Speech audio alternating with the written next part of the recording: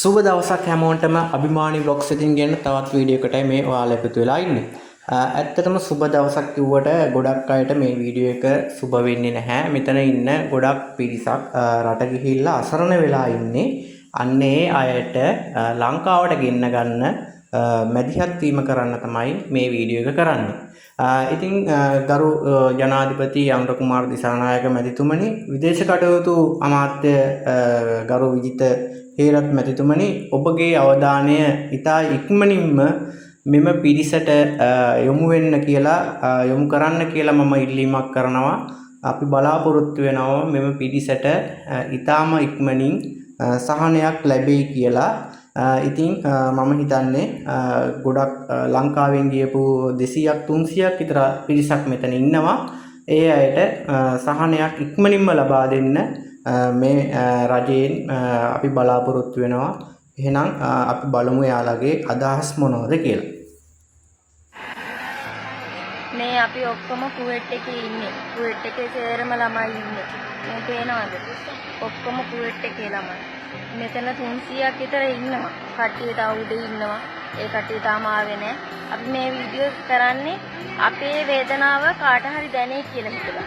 අපි මෙතන හිර වෙලා ඉන්නේ. අපිට යන්න විදිහක් නැහැ. අපි ජිලිස් සෙන්ටර් එකේ රතුකුරුස කියලා මේ එකක් තියෙනවා. ඒකේ ඉන්නේ.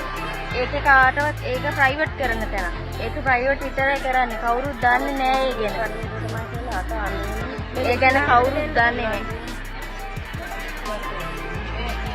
ඒ ගැන කවුරුත් දන්නේ නැහැ. කවුරු හරි ක්‍රියාමාර්ගයක් ගන්න. අපේ ලංකාවේ මිනිස්සු බලන් ඉන්න අපි එනකම්. අපි මෙතන දුක් විඳිනවා. අපිට කන්න බොන්න නැහැ. අනින්න කරන්නේ එළියට පහළට යන්න නැහැ. අපි දුක් විඳිනවා. කාට හරි මේ දේ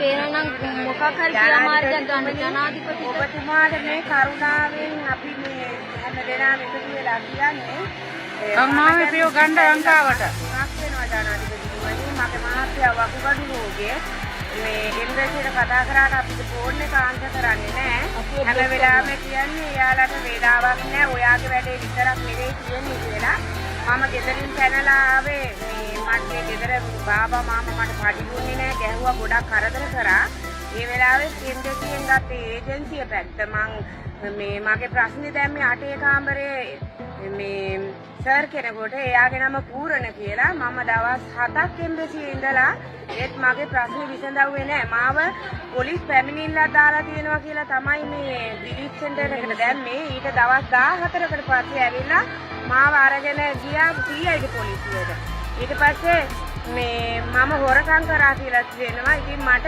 ට්‍රැවල් බෑන් කියලා එකක් දාලා තියෙනවලු. මට මේ රටෙන් පිට වෙන්න බෑ කියලා. ඇත්තටම මම වැඩ කරන පඩියෙන් තමයි මගේ ගෙදර මිනිස්සු ජීවත් වුනේ. මේ මම හොරකම් කරලා නැහැ. අපේ එම්බැසියේ බාබා ගිහින් අපි හම්බ වෙනකොට බාබා කියනවා එම්බැසියේ අය නිසි ඔයාලා ආහාර වන්න කිසිම වැඩක් කරන්නේ නැහැ කියලා.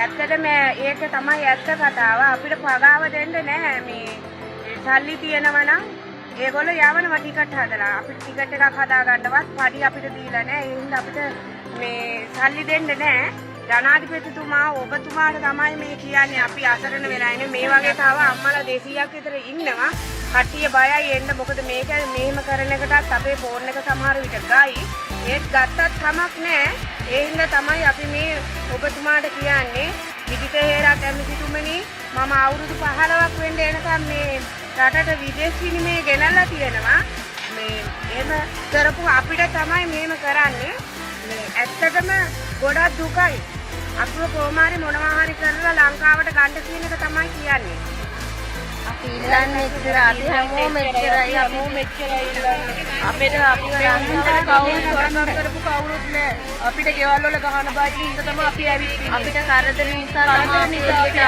අපිට මෙතන සහනයක් දෙයි කියලා තමයි අපිට බලාපොරොත්තු වෙන්නේ ඕන් දැනටත් ඉදිරියට ලැබිලා අපිව ගන්නවා මෙන්න ෆෝන් එකට ගයි.